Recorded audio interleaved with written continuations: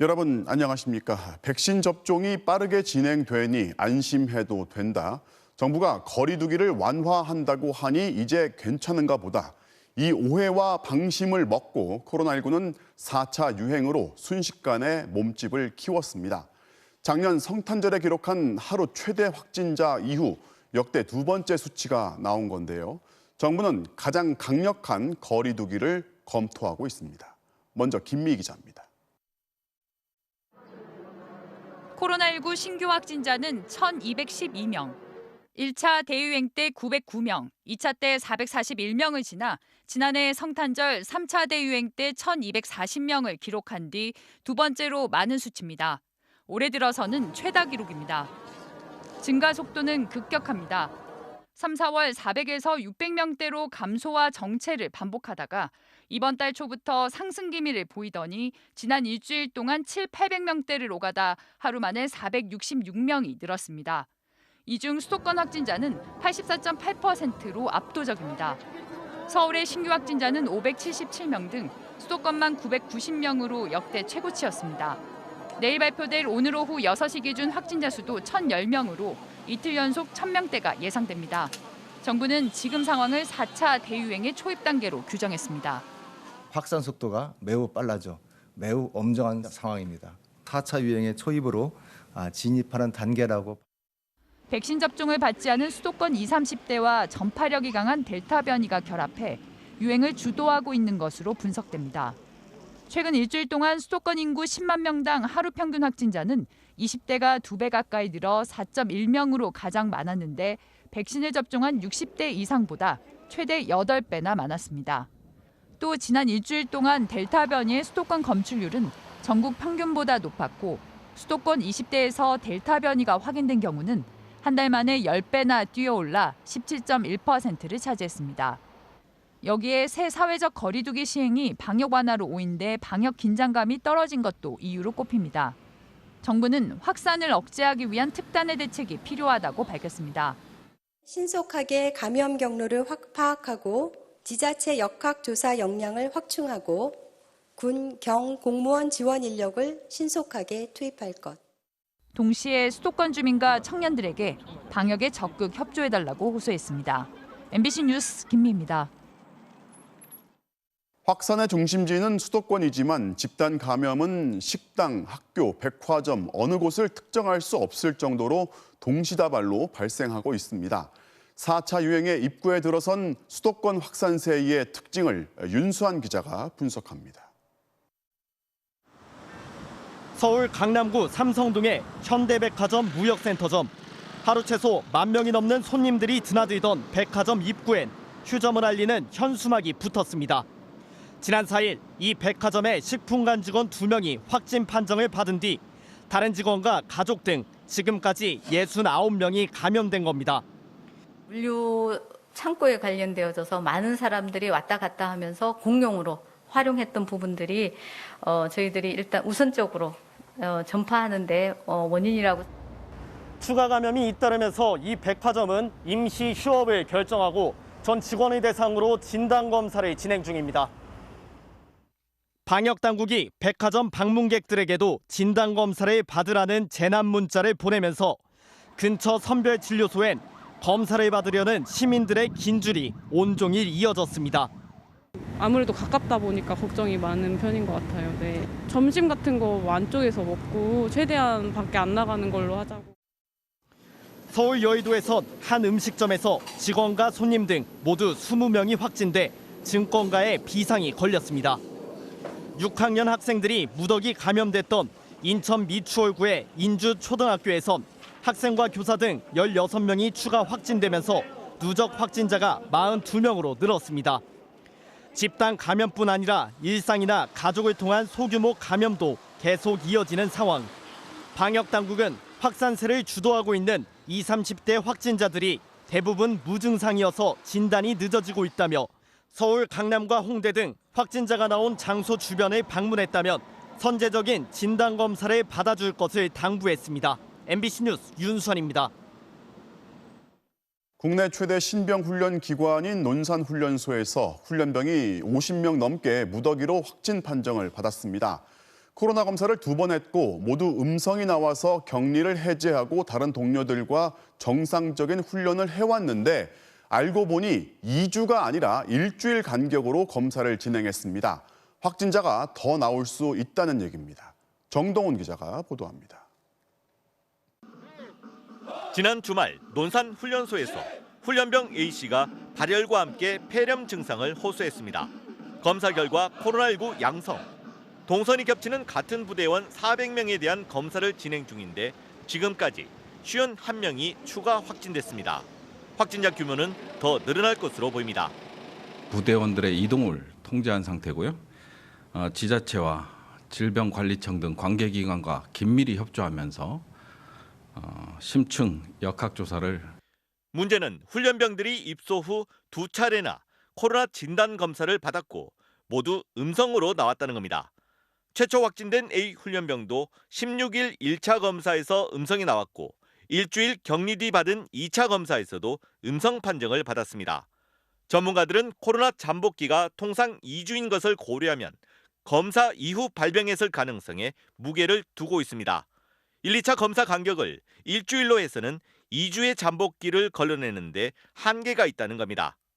7일을 넘어서면서 확진되는 사람이 드물지만 있을 수도 있기 때문에 이제 그렇게 됐을 가능성도 좀 있어 보이긴 합니다. 뒤늦은 잠복기 있는 사람들을 놓칠 수도 있다는 거죠. 군은 6주간의 훈련 일정을 고려할 때 해외 입국자나 밀접 접촉자처럼 2주 격리 후 검사하는 건 무리가 있다고 밝혔습니다. 그러나 2차례의 진단 검사가 사실상 무용지물이 된 첫 사례가 나오면서 훈련소 방역 지침에 대한 점검이 필요하다는 지적이 나오고 있습니다. MBC 뉴스 정도훈입니다. 확산세가 심각한 수도권에 정부가 지금의 거리 두기를 일단 일주일 더 적용하기로 했습니다.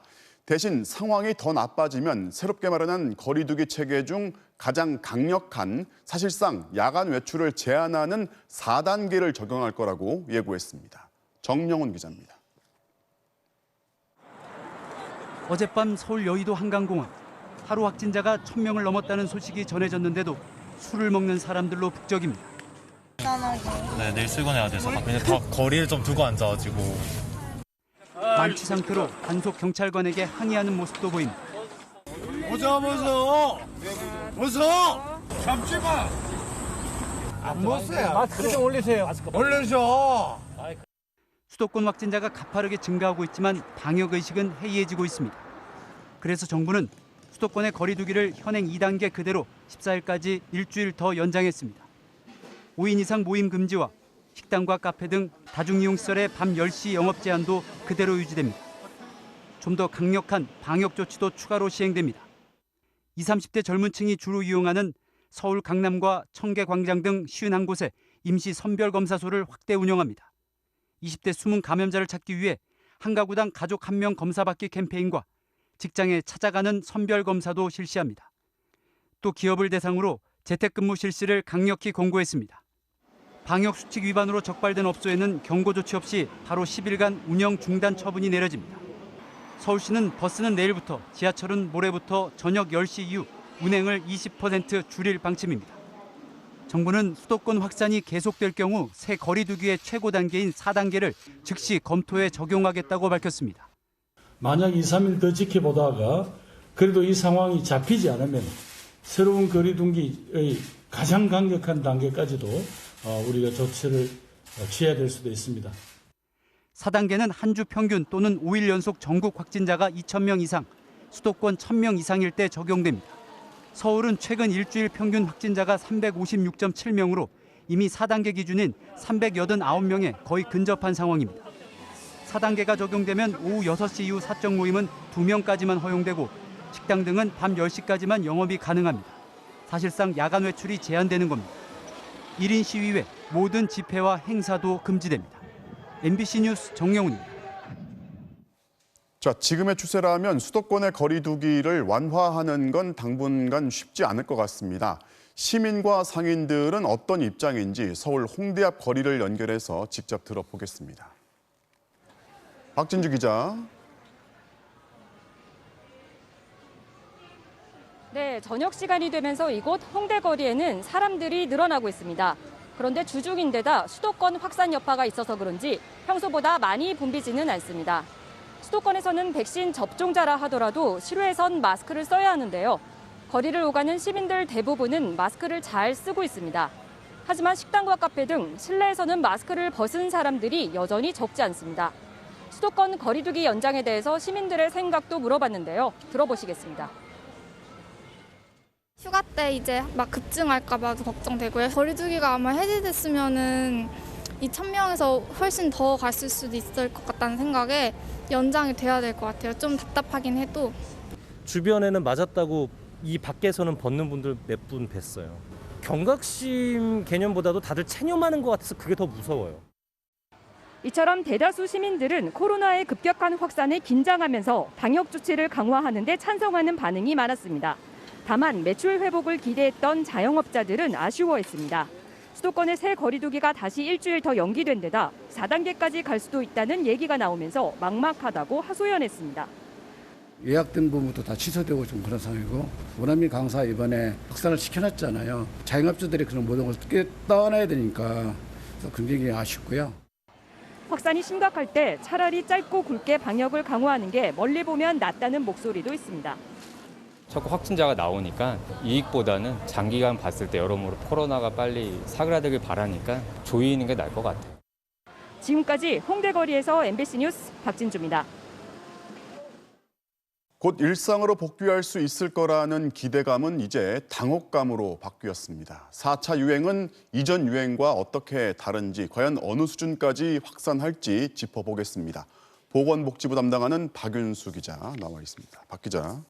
새 확진자가 이제 1,000명을 넘은 것도 그렇지만 하루 사이에 400명 넘게 급증한 것도 주목할 필요가 있잖아요. 이런 속도면은 이제 하루 2,000명도 가능하다는 얘기가 된단 말이죠. 네, 질병관리청은 하루 확진자가 2,000명까지 되는 상황이 올 수 있다고 봤습니다. 하루 2,000명은 지금껏 한 번도 경험해보지 못한 수치인데요. 감염자 한 사람이 몇 사람을 감염시키는지를 보는 감염 재생산 지수가 있는데 현재 수도권은 1.25입니다. 신규 확진자 1,000명이 2, 3일 이내에 1,250명으로 늘고 이어서 1,500명 그리고 2,000명까지 간다는 거죠. 결국 확산세를 잡지 못하면 다음 달 초까지는 1,000명에서 2,000명까지 확진 추세가 계속될 거라는 전망입니다. 또 하나 변수는 여름 휴가입니다. 지금은 확진자의 80% 이상이 수도권에 집중돼 있는데요. 수도권 확산세를 막지 못하고 여름 휴가를 계기로 비수도권으로 퍼질 경우 전국적 유행으로 규모가 더욱 커질 가능성이 높습니다. 대전은 벌써 거리두기를 2단계로 올렸고요. 부산도 확진자가 늘어나고 있습니다. 지금 백신 1차 접종률이 이제 30%를 넘었는데 이게 반대로 뒤집어서 얘기하면은 70%는 아직 백신 접종을 못했다는 얘기고 그 중심이 이제 20, 30대 젊은 층이란 말이죠. 네. 지금 이 추세가 지금의 확산세에도 어느 정도 관련이 있는 거죠. 네, 접종이 많이 진행된 연령대 그리고 신규 확진자들의 연령대를 비교해 보면 알 수가 있는데요. 82% 이상 접종이 진행된 60대 이상의 경우 오늘 신규 환자의 7%에 불과할 정도로 확진자가 확 줄었습니다. 반면 20, 30대는 최근 유행을 주도하면서 신규 환자의 45%를 차지했는데 이들의 백신 접종률은 15% 정도거든요. 이 백신의 효과가 없다기보다 아직 접종하지 않은 20, 30대들이 왕성하게 활동을 하면서 확산을 이끌고 있는 겁니다. 현재 예정대로라면 20, 30대는 8월 중순 이후에야 백신을 맞을 수가 있어서 그때까지는 거리두기와 방역수칙 준수가 중요합니다. 지금 확진자 수가 급증을 했지만 확실히 작년 연말에 그 3차 유행 때하고 다른 게요. 병상이나 뭐 의료 인력이 부족하다 이런 말이 지금 안 나와요. 네, 먼저 3차 유행 때와 다른 점을 살펴보면요. 3차 유행 때는 노인 요양시설들 그리고 서울 동부구치소 집단 감염처럼 이 대규모 집단 감염이 확산을 주도를 했습니다. 그런데 이번 4차 유행은 지인 모임 등을 통한 개별 접촉에 의한 감염이 많습니다. 3차 유행 때는 확진자 상당수가 고령층이다 보니까 이 감염이 되면 중증이나 사망으로 이어지는 경우가 많았거든요. 그런데 이번엔 고령층은 백신 접종 효과로 환자 수가 적고 확진자 상당수는 젊은 층으로 80% 이상이 경증이나 무증상입니다. 네. 그래서 중환자 병상은 74%, 감염병 전담병원도 62% 정도 여유가 있는 상태입니다. 무증상자가 들어가는 생활치료센터는 40% 정도만 남았는데 정부가 병상을 더 확보할 방침입니다. 그렇다고 안심해서는 안 됩니다. 확진자가 급증하면 일상생활 자체가 위협을 받고 경제적 피해도 그만큼 커집니다. 또 백신을 접종하지 않은 고령층으로 감염이 번지면 피해가 커질 가능성도 늘 있습니다. 자, 잘 들었습니다. 지금까지 사회정책팀 박윤수 기자였습니다. 전라도 지역에 강한 비를 쏟아부었던 장마 전선이 이번엔 동쪽으로 옮겨갔습니다. 오늘 오후 부산에서는 시간당 60mm의 폭우가 쏟아졌는데요. 순식간에 불어난 하천에 70대 남성이 휩쓸렸고 도심 곳곳이 통제가 되기도 했습니다. 부산 온천천에 나가 있는 취재기자 연결해 보겠습니다. 자, 송강무 기자, 지금도 비가 많이 오고 있는 것 같습니다. 네, 부산 온천천에 나와 있습니다. 지금도 굵은 빗줄기가 쏟아지고 있습니다. 오늘 밤 사이에도 많은 비가 예보되면서 이곳 세병교 하부도로는 6시간 넘게 통제 중입니다. 바로 옆으로 흐르고 있는 온천천 수위도 여전히 높습니다. 보시는 것처럼 산책로는 흙탕물로 완전히 뒤덮였습니다. 부산에선 오후 2시가 지나면서부터 시간당 60mm가 넘는 장대비가 쏟아졌습니다. 호우경보도 발령됐는데요. 부산 사하구 괴정천에서는 70대 남성이 갑자기 불어난 물에 휩쓸리기도 했습니다. 경찰과 소방당국이 출동해 주변을 수색했는데 이 남성은 다행히 스스로 하천을 빠져나왔고 가벼운 부상만 입었습니다. 그 구해로 내려가다 보니 내가 또 내려가더라. 오래 살았다 보니 대강 어느 정도 안다고요. 요즘 주면 안 되겠나 싶고 되더라고요. 오후 3시쯤엔 영도구의 해안도로가 산에서 쏟아진 물줄기에 침수돼 1시간 동안 차량 통행이 제한됐습니다. 일부 지역에선 호우경보가 발령된 지 3시간 만에 누적 강수량이 100mm를 넘었습니다. 순식간에 쏟아진 물폭탄에 지난해 3명이 숨진 초량 지하차도와 연안교 등 교량과 지하차도 19곳이 통제됐고 부산 금정구와 동래구, 강서구에는 산사태 주의보가 내려진 상태입니다. 또 어제 산사태 경보가 내려져 주민들이 긴급 대피했던 경남 김해에서는 오늘 천막을 덮는 등 응급복구가 이루어졌지만 불안감은 여전했습니다. 산 전체가 이제 무너지는 것 같으면 상당히 이제 인명적인 큰 사고가 일어날 거 아닙니까? 주민들이 희망하는 세대들한테는 대피할 수 있게끔. 기상청은 내일 오전까지 부산에는 최대 80mm, 경남에는 최대 120mm의 비가 더 내리겠다면서 각별한 주의를 당부했습니다. 지금까지 부산 온천천에서 MBC 뉴스 송광모입니다. 한꺼번에 500mm가 넘는 물폭탄이 쏟아진 전남 해남의 한 농촌 마을은 말 그대로 물바다가 됐습니다. 농로가 끊어지고 주택 마당이 통째로 날아가는 등 마을의 지형까지 변해버렸습니다. 김진선 기자가 현장 취재했습니다. 전남 해남의 한 농촌 마을. 하천을 둘러싼 콘크리트 옹벽이 70m 정도 뜯겨져 나갔습니다. 바로 옆 가정집을 바치던 집안 일부도 없어져 LPG 가스통이 위태롭게 매달려 있습니다. 흘러넘친 물이 덮친 집 마당과 텃밭도 온데간데 없이 사라져버렸습니다. 다리 위까지 불어난 빗물이 한꺼번에 쏟아지면서 주택 아래 옹벽들까지 모조리 쓸려나갔습니다. 이번 장마에 530mm가 넘는 폭우가 쏟아졌기 때문입니다. 갑자기 뭐가 무너진 소리가 들리더라고요. 그래서 문 열고 봤더니 그 옹벽하고 마당 일부분 유실되고 없더라고요. 안 되겠다, 이용하다 싶어서 그냥. 물폭탄을 간신히 피한 주민 10여 명은 붕괴 위험 때문에 한동안 마을 회관에서 지내야 할 처지가 됐습니다. 진물이 이렇게 차버려서 방으로 차고 그래가지고 완전히 해관에 나와서 해관에서 완전히 날새겼어요. 인근의 또 다른 마을. 제방으로 이어진 도로는 잘라낸 듯 끊겼습니다. 한꺼번에 쏟아진 빗물이 제방을 무너뜨리면서 연결돼 있던 변홈마저 뚝 떨어져 나갔습니다.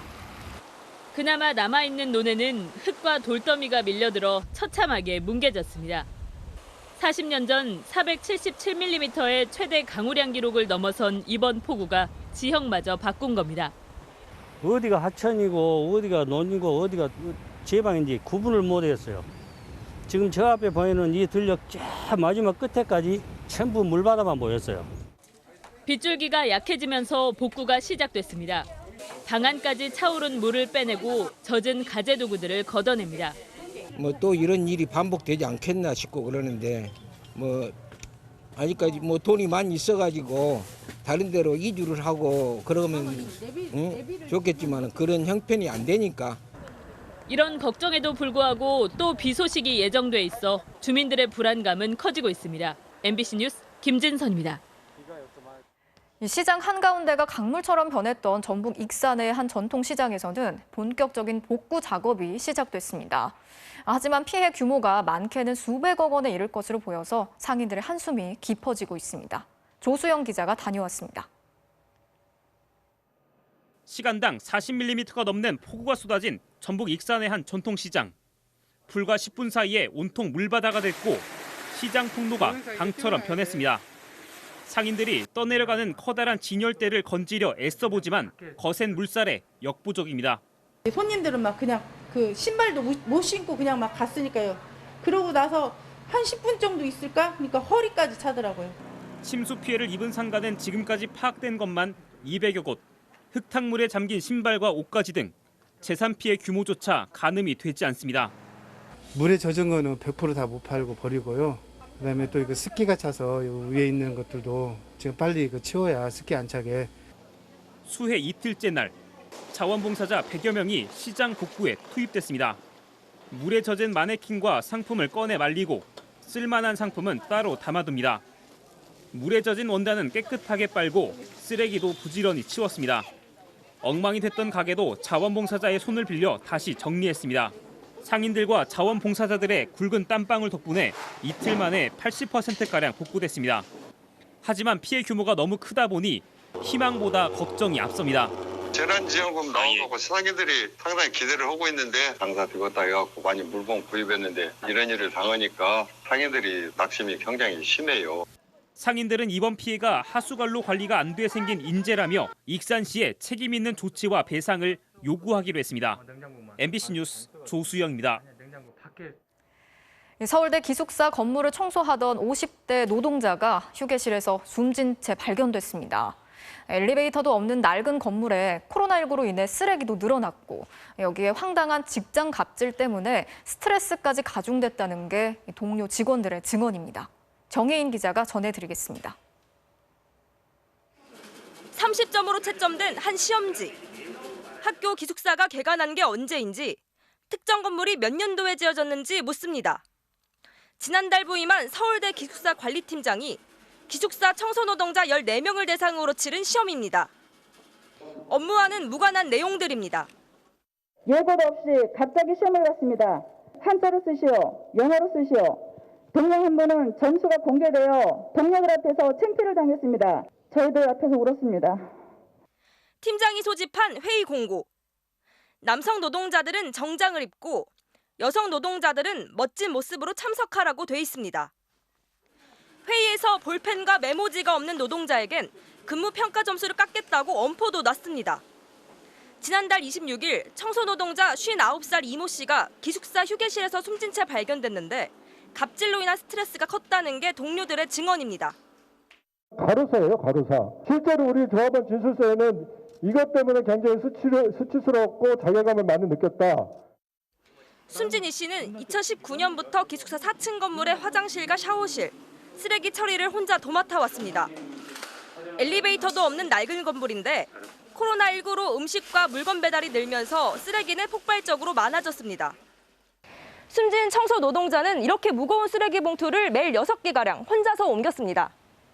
서울대 노조는 업무 과중과 팀장 갑질이 더해져 건강했던 청소 노동자가 숨진 것이라며 산업재해를 신청하겠다고 밝혔습니다. 서울대 측은 문제의 팀장은 작년 최우수 직원으로 선정됐던 훌륭한 직원이라며 필기시험은 노동자들에게 자긍심을 심어주기 위한 것이었다고 해명했습니다. MBC 뉴스 정혜인입니다. 국정농단 사건의 박영수 특별검사가 사기 혐의로 수감 중인 이 가짜 수산업자 김모 씨한테서 포르쉐 승용차를 빌려 탔다는 의혹을 받고 있는데요. 오늘 특검 자리에서 물러나겠다는 뜻을 밝혔습니다. 또 국민 눈높이에 맞지 않는 처신이었다고 사과했습니다. 양소연 기자입니다. 둘, 셋. 박근혜 정부의 국정농단 사건을 수사한 박영수 특별검사가 결국 물러났습니다. 특검팀 출범 4년 7개월 만입니다. 박 특검은 입장문에서 더 이상 직무를 수행하기 어렵다고 판단해 사표를 제출했다며 국민 눈높이에 맞지 않는 처신으로 논란을 야기해 고개 숙여 사과드린다고 밝혔습니다. 최근 전방위 금품과 향응 제공 등으로 파문을 일으킨 가짜 수산업자 김모 씨 관련 의혹에 발목이 잡힌 걸로 보입니다. 박 특검은 김 씨와 술자리를 함께하면서 명절 선물과 시승용 포르쉐 승용차를 제공받은 사실도 드러났습니다. 의혹이 불거지자 차량 대여비 250만 원을 줬다고 해명했지만 그 시점마저 수사 착수 이후로 알려져 논란은 가라앉지 않았습니다. 또 김 씨에게서 수천만 원대 금품을 받은 혐의로 수사선상에 오른 이모 부장검사에게 당초 김 씨를 소개한 사실도 인정하면서 도의적 책임을 통감한다고 전했습니다. 국정농단 특검팀은 현재 문화예술계 블랙리스트 사건과 문영표 전 보건복지부 장관 등의 막바지 재판을 맡고 있습니다. 현행법상 특별검사가 공석이면 독자적 재판 업무 등이 불가능한 만큼 청와대는 조만간 후임 특검 임명 절차에 들어갈 전망입니다. 수사를 마치고 재판만 남은 사건의 경우 대검찰청에 넘길 수 있도록 하는 특검법 개정안이 발의돼 있지만 당장 국회 문턱을 넘을 기약이 없기 때문입니다. 박범계 법무부 장관은 이 부장검사의 사례를 언급하며 검찰 조직 전반에 대한 진단을 감찰관실에 지시했다고 밝혔습니다. 소개를 시켜주고 소개를 받고 또 일종의 스폰서 문화 같은 그런 흔적들이 보이기 때문에 다만 이 부장검사의 경우 이미 수사가 진행 중인 만큼 본격 감찰 이전 단계인 진상 파악 수준의 조사가 선행될 전망입니다. MBC 뉴스 양소연입니다. 수산업자가 무슨 허가나 자격증이 있는 것도 아닌데 가짜 수산업자라고 부르는 건 김 씨가 가짜 명함까지 만들어서 규모가 큰 수산업체를 운영하는 것처럼 속여왔고 여기에다 로비로 공을 들인 엄청난 인맥으로 무장을 하다 보니 투자자들이 실체도 없던 오징어 사업에 속아서 거액을 투자했던 겁니다. 손하늘 기자가 취재했습니다. 포항 구룡포에 있는 과메기 가공 공장과 냉동 창고. 지상 3층 대형 건물인 이곳을 가짜 수산업자 김 씨는 투자자들에게 자기 업체라고 소개했습니다. 잠깐만 사무실 갔다 올게 하면서 저를 가시더라고요. 정말 사람들 얘기를 해요. 그리고 막 2층 사무실 가서 뭐 커피도 먹고. 그래서 진짜구나. 김 씨가 자기 거라고 지목한 대형 수산물 창고입니다. 과연 김 씨께 맞는지 직접 가서 물어보겠습니다. 시에서 과메기 했더라고. 과메기 하는 조합에서 그걸 해가지고 시에서 걸려. 어민들이 조합을 만들어 함께 쓰는 공공시설이었습니다. 김 씨가 만들어 지난 2018년부터 서류 봉투나 선물 상자에 끼워 뿌린 대표이사 명함. 여기에 적힌 회사는 번지 수도 실제로는 없는 가짜였지만 이렇게 대형 수산물 창고를 앞세운 김 씨의 거짓말에 외지인들은 속아 넘어갔습니다. 김 씨는 이렇게 속인 사람들에게 수천에서 수억 원씩 투자금을 받았고 그 돈으로 슈퍼카를 사고 해외 유명 명품 선물 공세를 펼친 걸로 보입니다. 구룡포의 고급 풀빌라도 자신의 소유라면서 접대 장소로 이용했습니다. 비싼다고 그냥 서서 신분도 받으니까 그 사람은 뭐 한 달에 한 번씩 무조건 오고 손님을 계속 보냈던 것 같아요. 알만한 분은 좀 보시거나 그런 건 없으시고요. 보도된 사람들은 다 나온 것 같아요. 부장님, 그리고 대표님, 회장님, 관계자분들, 국회의원이 몇 명 왔었거든요. 엄성섭 TV조선 앵커는 김 씨가 운영한 포항의 렌터카 사무실까지 방문하는 사이가 됐고 신기하네 이거 여기 있네. 이걸로 만날 연습하나? 박영수 특검과는 밤늦게까지 함께 술을 마시며 어깨동무를 하는 사이로 발전했습니다. 수산업계는 성명서를 내고 사기꾼의 금품 제공으로 수산업의 이미지가 흐려지고 있다며 김 씨에게 수산업자라는 표현을 쓰지 말아달라고 요구했습니다. MBC 뉴스 손하늘입니다. 정부가 5차 재난지원금을 소득기준 하위 80% 이하 가구에 주기로 한 걸 두고 여당 안에서 지급 대상을 확대하라는 목소리가 멈추질 않고 있습니다. 대선 주자들 사이에서도 전 국민 지급과 선별 지급을 두고 입장이 엇갈리다 보니 당 지도부가 절충점을 찾느라 고심하고 있습니다. 이학수 기자입니다. 소득 하위 80% 이하 국민들에게 1인당 25만 원씩 주겠다는 정부의 5차 재난지원금 지급 방안을 두고 민주당 대선 주자들이 엇갈린 입장을 밝혔습니다. 이재명, 추미애 후보 등은 재난 위로 성격인 만큼 금액을 좀 낮춰서라도 공평하게 줘야 한다며 전 국민 지급을 요구했습니다. 80%와 81%는 차이도 없는데 소득이 역전되게 됩니다. 25만 원을 20만 원 전원에게 지급하는 게 맞다. 이렇게.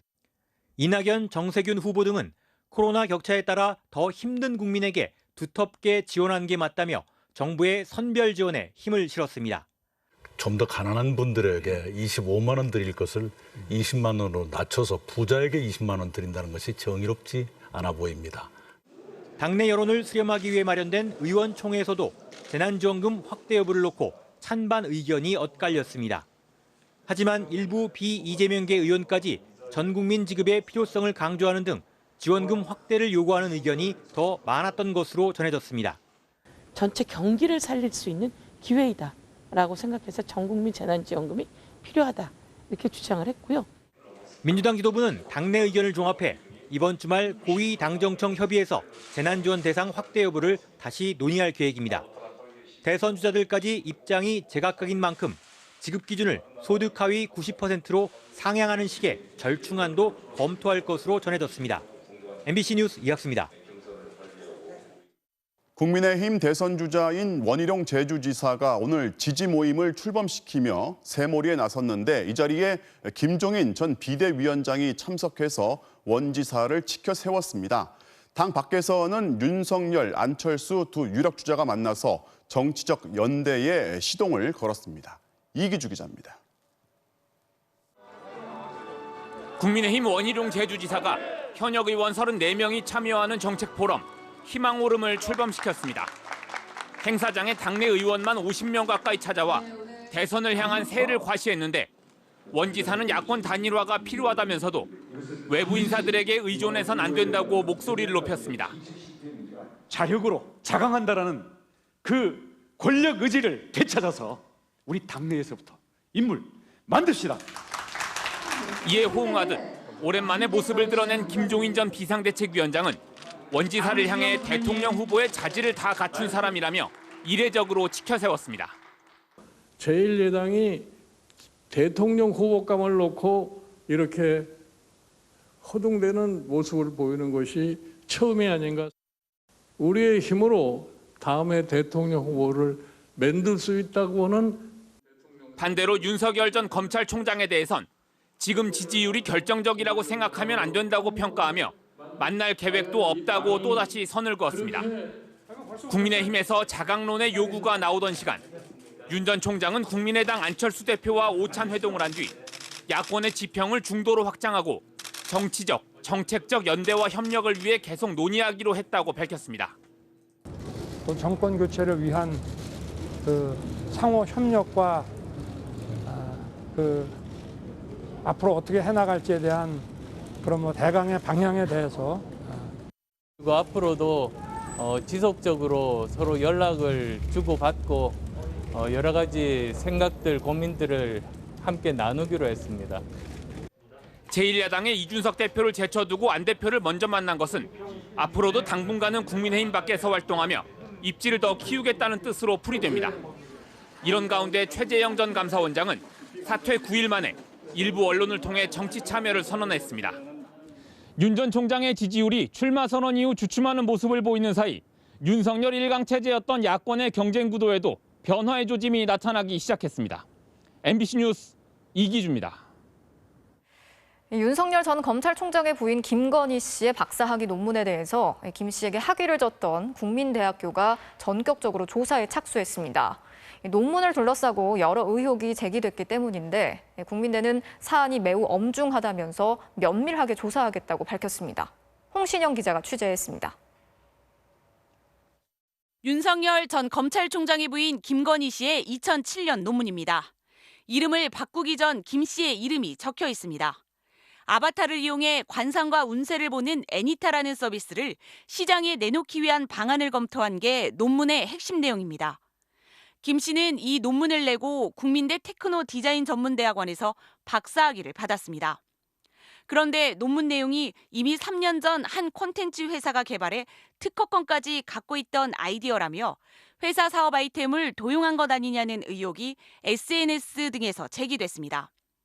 논문 내용 중 일부는 포털 사이트에 있는 문장들을 그대로 인용했다는 주장도 나왔습니다. 김 씨가 2007년 한국 디자인 포럼에 게재한 학술 논문도 논란을 휩싸였습니다. 상황을 변함없이 둔다는 의미로 쓴 유지라는 단어를 영어로 번역하면서 소리나는 대로 엉터리로 표기한 겁니다. 국민대는 연구윤리위원회를 꾸려 김건희 씨의 논문을 둘러싼 의혹에 대해 본격적인 조사에 착수했습니다. 예비조사, 그다음에 본조사, 그다음에 마지막에 판정의 절차가 있기 때문에 이런 것들은 이제 규정에 의거해가지고 진행을 해야 될 것 같아요. 상황이 엄중하니까 규정에다가 또 적용을 해서. 대학 측은 이미 예비조사를 시작해 논문과 관련한 전 과정을 살펴보고 있고 연구윤리를 위반한 점이 있는지 검토할 계획입니다.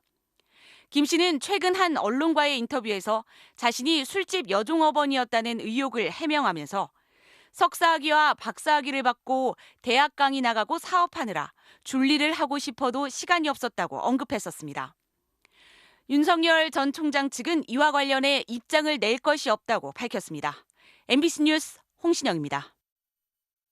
올림픽을 앞두고 있는 도쿄의 코로나19 상황은 계속 악화되고 있습니다. 하루 확진자 수가 1,000명에 육박하면서 네 번째 긴급 사태를 발령하기로 했고 긴급 사태 선언 기간 중에 올림픽이 열리게 됐습니다. 올림픽 사상 초유의 무관중 대회도 불가피할 것으로 보이는데요. 도쿄에서 고현승 특파원이 취재했습니다. 일본 최대 쇼핑가인 도쿄 긴자입니다. 도쿄에는 현재 긴급 사태 전 단계인 만연 방지 등 중점 조치가 시행 중인데 거리는 이렇게 평상시와 다름없이 인파로 가득합니다. 月前まで本当少なかったです。これの10分の1ぐらいだ。今はもう普通になってきちゃう。何回も長く続いていくと人も我慢できないんで、そういう面かな。 오늘 도쿄의 신규 확진자는 920명, 1,000명을 넘겼던 지난 5월 이후 최대 확진자 수입니다. 20일 가까이 계속 증가세입니다. 10만 명당 확진자 수도 30명이 넘어 가장 심각한 감염 상황인 4단계에 들어섰습니다. 이에 따라 일본 정부는 오는 11일 끝나는 만연 방지 조치를 한 달 연장하는 대신 도쿄의 네 번째 긴급 사태 선언을 발령할 방침을 정했다고 조금 전 NHK가 보도했습니다. 오는 23일 개막하는 도쿄 올림픽은 긴급 사태 선언 기간 중 열리게 된 겁니다. 무관중 개최도 사실상 불가피해 보입니다. 일본 정부는 관중을 10,000명까지 허용하겠다고 밝혀왔지만 모든 경기를 무관중 개최하는 방안이 정부와 여당인 자민당 안에서 급부상하고 있다고 마이니치 신문이 썼습니다. 최근 여론조사는 올림픽 중지와 재연기가 36%, 무관객 개최가 38%로 나타났습니다.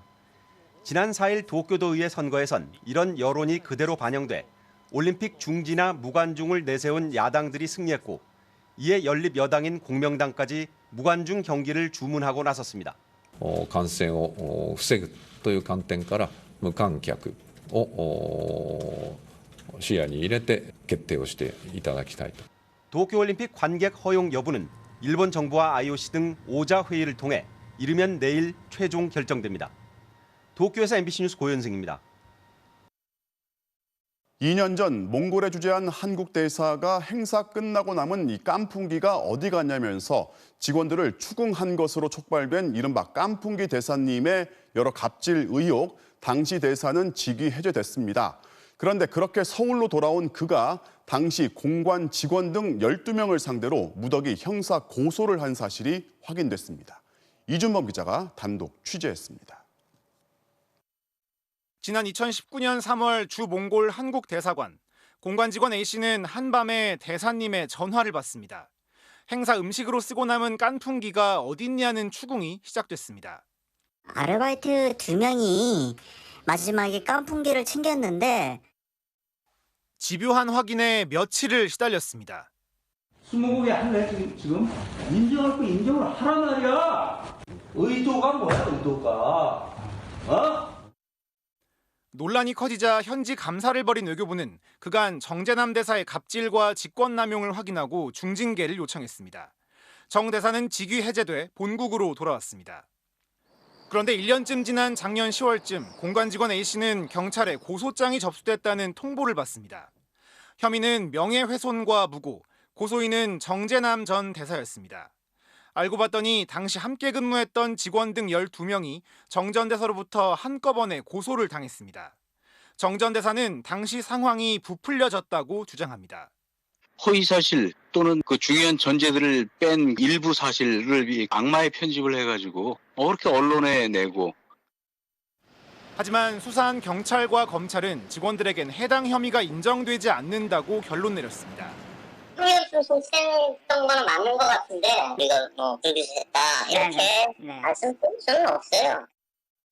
그 후로도 정전 대사는 법적 대응을 멈추지 않고 있습니다. 지난 4월 불기소 처분이 잘못됐다며 서울고검에 항고를 했다가 기각됐고, 그러자 지난달엔 검찰 판단이 맞는지 가려달라며 서울고등법원에 재정 신청까지 낸 것으로 확인됐습니다.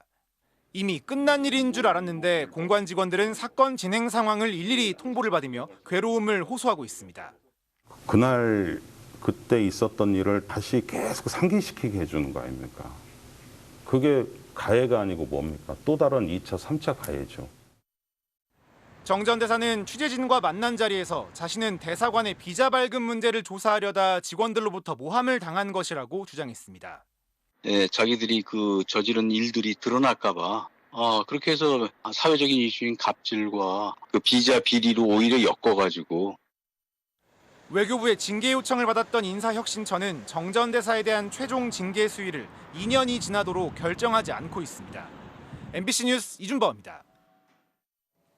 서울 대치동의 은마 아파트, 강남 아파트의 상징처럼 등장하는 이 40년 된 아파트 지하실에 쓰레기가 무려 2,300톤이나 쌓여있다고 합니다.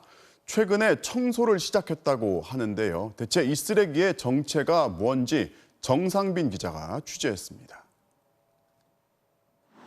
서울 대치동 은마 아파트, 계단을 내려와 지하실로 들어가 보니 온갖 쓰레기가 키높이까지 쌓여 있습니다. 버려진 의자엔 먼지가 시커멓게 앉았습니다. 언제부터 있었던 건지 곳곳에 거미줄이 쳐졌고 비까지 내려 한껏 습해진 지하실 전체에 퀴퀴한 악취가 진동합니다. 4,400여 세대가 사는 아파트 28개 동의 지하실마다 모두 합쳐 2,300톤이나 되는 폐기물들이 방치된 것으로 추정됩니다. 냄새도 많이 나고 이게 30년 정도 쓰레기가 쌓여있던 거라 냉장고, 보세요, 농, 가전제품, 음식물 쓰레기 그런 거 막 갖다 버린 거 다 썩었어요. 꺼낸 폐기물들이 너무 많아 일단 주차장 가운데 쌓아놨습니다. 50톤 가까운 쓰레기가 사람 키보다 높이 쌓여 있습니다. 매일 지하실에서 나온 쓰레기를 이곳에 모아 분류 작업을 마친 뒤 폐기물 처리장으로 옮겨가게 됩니다. 뭐가 있는지는 궁금하긴 했었는데 막상 이렇게 쓰레기가 되게 많다는 거 보고 충격적이기도 하고. 플라스틱 바구니 등 각종 생활용품, 의자는 물론 자동차 카시트에 대형 인형과 장난감 자동차까지 온갖 살림살이가 다 있습니다.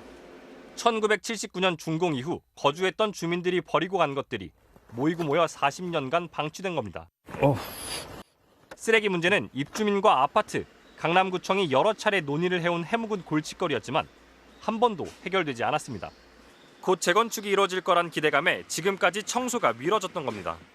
대다수의 동대표들이 재건축할 데가 얼마나 남았는데 거기다 돈을 쓰냐 그런 분위기 있어가지고 이번엔 주민들이 단시간에 재건축이 이뤄지기 어렵다고 보고 폐기물을 치우기로 결정하면서 전격적으로 청소가 시작됐습니다. 10여 명이 동원돼 한 달 넘게 진행되고 비용만 3억 5천만 원에 달할 것으로 추산됩니다. MBC 뉴스 정상빈입니다. 서울의 한 공원 주차장에서 갑자기 사람이 쓰러지자 지나가던 행인이 달려와서 10분 넘게 필사적으로 심폐소생술을 한 끝에 이 시민을 살려냈습니다. 알고 보니까 쉬는 날 운동을 하러 나왔던 현직 소방관이었는데요. 그는 당연히 할 일을 했을 뿐이라고 말했습니다. 구민지 기자가 취재했습니다. 서울의 한 공원 주차장. 한 남성이 잠시 차 앞에 서 있다가 갑자기 쓰러집니다. 겨우 다시 일어나 발걸음을 옮기나 싶더니 또다시 힘없이 쓰러집니다. 한 시민이 119에 신고했지만 구급차가 도착할 때까지 1초가 아까운 상황. 그때 운동복 차림의 남성이 어디선가 뛰어오더니 망설임 없이 바로 심폐소생술을 시작합니다. 놀란 시민들이 주변에 모여들고 이 남성의 필사적인 심폐소생술은 10분 넘게 계속 이어집니다. 119 구조대원이 도착했을 무렵 쓰러진 남성은 이미 다시 숨을 쉬고 있었습니다. 심폐소생술을 펼친 사람은 서울 강동소방서 강일 119 안전센터 최태영 소방장이었습니다. 그때는 무조건 생명을 구해야 되겠다는 생각밖에 없었죠. 뭔가 희망이 보이는 것 같아서 보람되고 정말 짜릿한 기분이었던 것 같습니다. 쓰러졌던 남성은 식당을 하는 50대 자영업자로 지병은 없었고 평소처럼 운동을 하고 집으로 돌아가던 길이었습니다. 하지만 아무 예고도 없이 갑자기 쓰러졌고 병원으로 옮겨진 뒤에도 다시 한번 심장이 멈췄다 회복됐습니다. 조금만 늦었다면 목숨까지 잃을 수 있었지만 빠른 조치 덕분에 심각한 후유증은 없을 거란 진단을 받았습니다. 저는 이제 한 4일 정도가 기억이 없으니까 깨어났을 때 많이 놀랐죠. 태영 씨가 앞으로 뭐 형 동생으로 살자. 그래서 제가 이제 목숨도 구하고 동생도 하나 구했습니다. 감사합니다. 서울 강동소방서는 휴일도 있고 구조에 뛰어들어 생명까지 구한 최 소방장을 표창 후보로 올렸습니다. 너무 감사하다고 뭐 어떻게든 보답하고 싶다고 하는데 소방관 노릇은 누구나 당연히 하는 일이고 지금도 일선에서 많은 분들이 그렇게 하고 계시고 뭐 당연한 일을 했다고 저는 생각하고 있습니다. MBC 뉴스 구민지입니다. 주차난이 심각한 도심에서는 불법 주정차로 인한 시비가 자주 벌어지곤 하는데요. 불법 주정차를 여러 차례 신고했다는 이유로 한 시민이 심한 폭언과 위협을 당해서 경찰까지 출동하는 일이 있었습니다. 윤웅성 기자가 전해드리겠습니다. 대전 은행동의 한 상점 앞, 한 남성이 욕설을 하며 소리를 지릅니다. 이런 떠올래. 너 지금 어디야? 너 여기서 지금 우리 가게에 내 차가 지금 몇 번 찍힌 줄 알아? 다른 남성 2명이 가세하면서 분위기는 더욱 험악해집니다. 내 가만 안 돼. 여기 못 가게 놔둬. 다툼의 원인은 불법 주정차. 젊은 남성이 자전거를 타고 다니며 상점 앞 도로에 주차한 차량을 휴대전화로 촬영해 신고하자 인근 상인 등이 시비를 건 겁니다. 이 사람이 누가 세워놨어? 뭐? 너는 세워두라고. 저 사람을 세우면 안 돼? 욕설과 위협을 견디다 못한 신고자는 결국 경찰을 불렀습니다. 상점 주인도 욕을 한 건 잘못이라고 시인했습니다. 하지만 주차난이 심각한 도심에서 가게 앞에 잠깐 주차한 차량까지 매번 신고하는 통에 손님들의 항의가 이어져 장사를 할 수 없다고 토로했습니다. 그렇게 보니까 내가 좀 더 어른스럽게 타이르지를 못했구나라는 게 조금은 후회는 되는데 그 순간에는 화가 나니까 난 그렇게 된 거예요. 경찰은 상대를 밀치고 욕설을 한 상점 주인 등 3명을 폭행과 모욕죄 등의 혐의로 입건해 조사하고 있습니다. 지난해부터 수십 번에 걸쳐 불법 주차 차량을 촬영해 신고한 이 남성은 잘못된 것을 신고했을 뿐인데 난데없이 폭언과 위협을 들어 충격을 받았다고 밝혔습니다. 또 같은 동네에 사는 상점 주인 등이 자신이 누구인지 알기 때문에 더 공포스럽다는 입장입니다. 잘 지나가는 곳인데 저 못 살아요. 너 누군지 다 안다 이런 식으로 말하니까 좀 더 이상 못 살아요. MBC 뉴스 윤웅성입니다.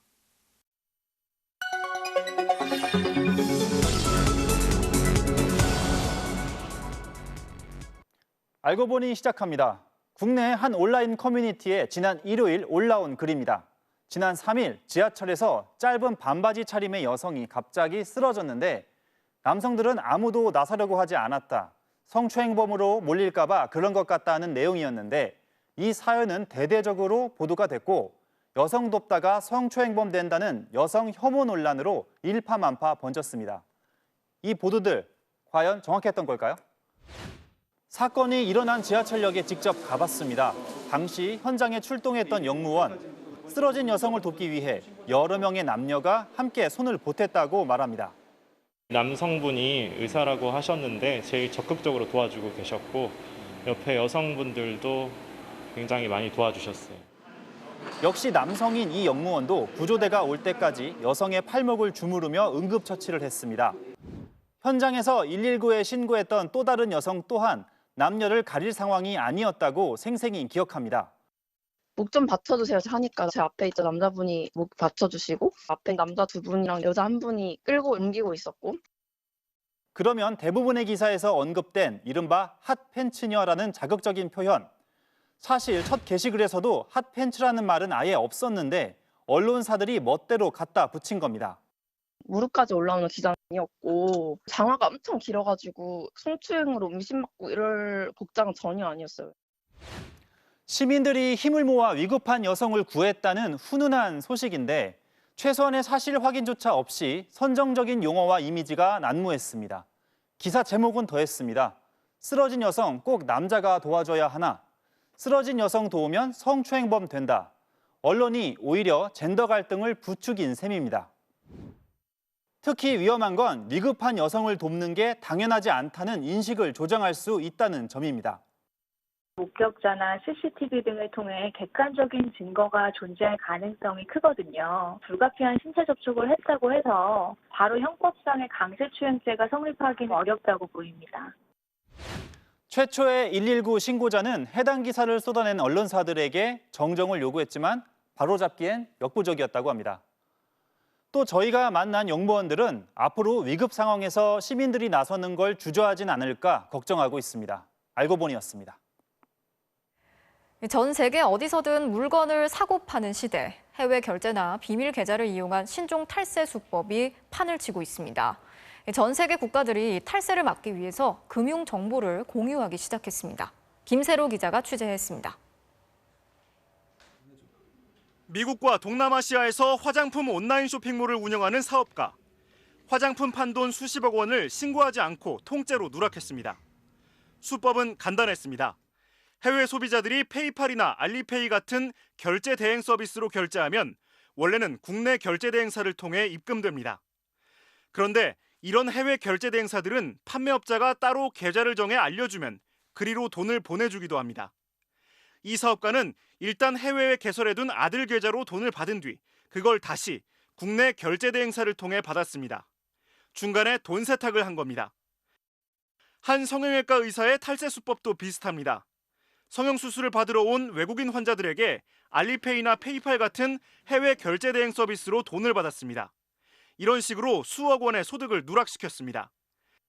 아예 해외 비밀 계좌로 빼돌린 사례도 있습니다. 한 기업가는 해외 사업에서 번 돈을 국내로 들여오지 않고 해외 비밀 계좌에 숨겨놨습니다. 스위스, 홍콩, 싱가포르의 금융기관들은 계좌 주인을 실명 대신 숫자로 숨겨줍니다. 이런 계좌에 돈을 숨겨둔 겁니다. 하지만 이런 식으로 탈세할 수 있다고 생각한 건 착각이었습니다. 전 세계 국가들이 탈세를 막기 위해 금융계좌 정보를 공유하기 시작했습니다. 올해 5월 기준으로 스위스, 홍콩, 싱가포르를 포함해 모두 151개 나라가 각종 정보 공유 협약에 참여하고 있습니다. 전방위적으로 공조하고 있고 금융 비밀주의도 사실상 해체되고 있습니다. 이제는 예전처럼 여기에 몰래 비밀 계좌를 운영하며 탈세하는 것은 불가능하게 되었습니다. 국세청이 지난 2년 동안 적발한 해외 탈세 혐의자는 372명. 이들에게 추징한 세금은 1조 5천억 원입니다. MBC 뉴스 김세로입니다.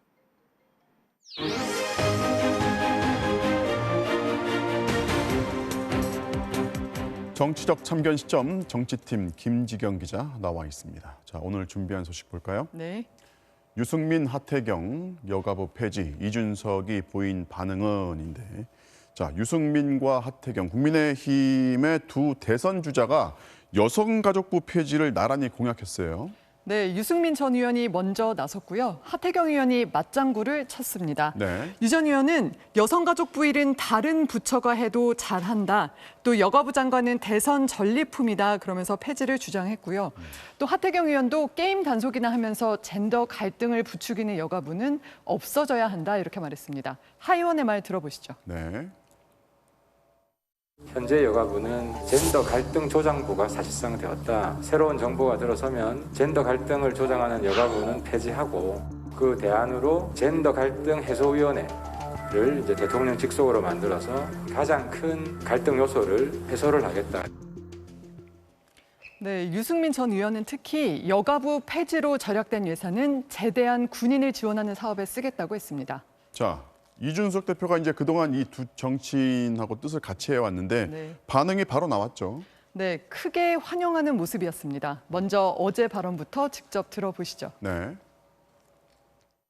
저는 여성가족부 같은 것들이 여성 문제를 해결하는 가장 안 좋은 방식이다 이렇게 봅니다. 빈약한 부서를 가지고 그냥 캠페인 정도 하는 역할로 전락해버렸는데 나중에 저희 대통령 후보 되실 분 있으면은 그 폐지 공약은 제대로 내봤으면 좋겠습니다. 네, 이렇게 국민의힘 대통령 후보는 누가 되든지 여가부 폐지를 공약하면 좋겠다고까지 말했습니다. 그런데 당 밖에서는 물론이고 당 안에서도 비판이 나오고 있어요. 네, 이들이 젠더 갈등에 편승해서 구체적인 대안도 없이 여가부 폐지를 선동한다는 비판이 잇따랐습니다. 특히 여가부를 없애고 남는 돈을 제대 군인을 지원하는 데 쓴다는 발상이야말로 남녀 갈등을 부추긴다고 지적을 했는데요. 이어서 들어보시죠. 네. 당론으로 정하는 것에 대해서는 저는 강력하게 반대합니다. 우리 국민의힘이 그렇게 젠더 갈등에 편승하고 부추기는 그러한 자세를 취하면 안 된다고 생각합니다. 여성가족부를 없애고 그 돈으로 의무복무를 마친 청년들을 지원하겠다라고 하면서 대놓고 남녀 갈등을 부추기고 있습니다. 남녀 갈등과 분열을 먹이 삼아 정치적 생명력을 지속하는 것은 극우 포퓰리즘을 스스로 자처하는 일이 될 것입니다. 네, 이런 비판을 의식했는지 이준석 대표는 오늘은 한 발 물러섰습니다. 이 대표의 말 들어보시죠. 네. 여성 정책에 대한 포기를 의미하는 것이 아닙니다. 지금까지 했던 방법론이 잘못된 것은 아닌지 살펴보자는 취지로 생각합니다. 뭐 논란은 어느 정도 예상을 했을 것이고, 네. 자, 여가부를 폐지하겠다고 한 건 이른바 2대남, 20대 남자, 일부 젊은 남성층 표심을 의식을 했다 이렇게 봐야겠죠. 비판하는 사람들은 이 대표가 주장해온 여성 할당제 폐지, 여가부 폐지 이런 얘기들을요. 젠더 갈등에 편승한 이대남 득표 전략으로 보고 있고 반면에 이 대표는 아니라고 적극 반박하고 있습니다. 네. 양쪽의 주장 들어보시죠. 네. 오히려 역차별에 해당할 정도로까지 과하게 주어지는 혜택들이 돼가지고 시대가 바뀌었으니까 좀 보정하자 정도의 이야기인데 이 정도의 순한 맛 주장을 여성 차별로 몰고 여성 혐오로 몰고 이건 아예 성역화된 겁니다.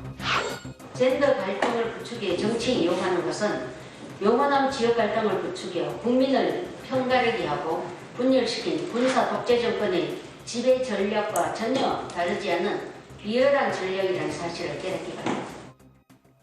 네, 내년 대선 때까지는 쟁점이 이어질 걸로 보이는데요. 여가부 폐지가 이른바 2대남을 잡는 공약이 될지 아니면 젠더 갈등만 부추긴다는 역풍을 맞을지 지켜봐야겠습니다. 네, 오늘은 여기까지 듣겠습니다. 지금까지 정치팀의 김지경 기자였습니다. 프로야구 SSG의 이루수 최조환 선수가 멋진 점프 캐치를 선보였는데요. 타티스 주니어 못지않죠? 수요일 밤 스포츠 뉴스였습니다.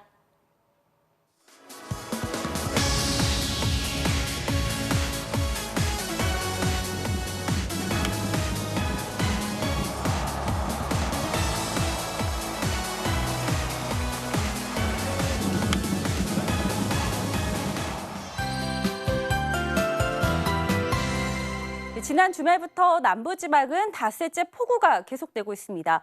먼저 CCTV로 오늘 남부지방 상황 확인해 보시죠. 기장군 고속도로입니다. 퇴근 시간대 토사가 흘러내리면서 이렇게 긴급 보수 작업에 들어갔고요. 동네 온천천은 산책로가 물에 완전히 잠기면서 물 위로 나무와 가로등만 겨우 고개를 내밀고 있습니다. 탐방로가 전면 통제된 지리산은 이처럼 계곡물이 급격히 불어난 상태입니다. 오늘 밤 사이에도 충청과 남부 내륙을 중심으로는 또 한 번 집중호우가 우려됩니다. 시간당 50mm 이상의 강한 비가 쏟아지겠고요. 돌풍도 불겠습니다. 장마전선은 모레부터 물러가면서 한동안 잠잠하겠습니다. 내일까지 예상되는 비의 양은 충청과 전북 북부, 남해안과 제주 산지에 최고 120mm 이상, 그 밖에 남부지방은 최고 80mm가 더 내리겠습니다. 수도권과 강원도는 한때 소나기만 내리겠습니다. 남부지방의 비는 내일 낮에 대부분 그치겠고요. 제주도는 밤까지 이어지겠습니다. 낮 동안에는 동해안을 제외한 대부분 지방의 기온이 30도 안팎까지 올라 후텁지근하겠습니다. 내일 오후부터 금요일인 모레 사이에는 대기 불안정으로 인한 소나기가 내리는 곳이 많겠습니다. 날씨였습니다. 7월 7일 뉴스데스크 마치겠습니다. 오늘도 함께해 주신 여러분 고맙습니다.